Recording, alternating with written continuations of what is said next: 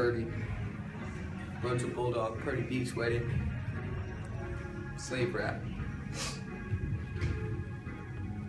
Slavery, it began in Jamestown. Slaves on the land and didn't make a sound. United States Congress thought it was best to ban slavery in the Northwest. Admitting freer slave states created a lot of friction. It was like a game, it became a competition.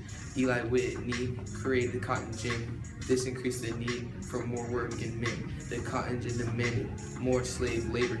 This demand was not in slave favor. Slaves who escaped, they were not free. Fugitive slave law of 1793. Missouri wanted to become a slave state, but that would unbalance the Union's equal weight. Missouri became slave while Maine became free.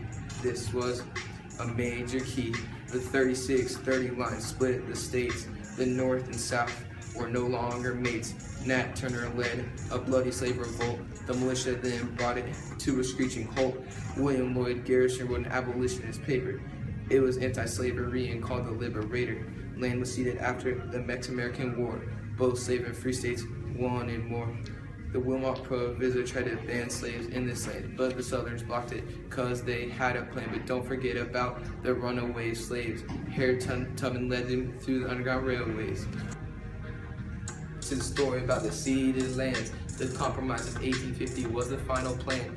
This compromise put four things into play. The Great Compromiser, aka Henry Clay. The first part is that Cali is free. This angered Southerners. Why can't we all agree?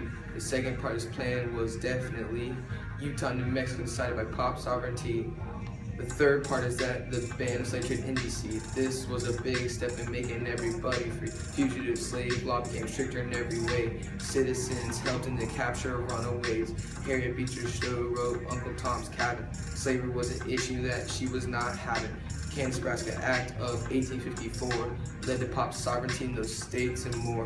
The Dred Scott case decided slaves were judged property. African Americans thought this case was not decided properly. John Brown raided Harper's Ferry. He got arms for slaves and they became very scary.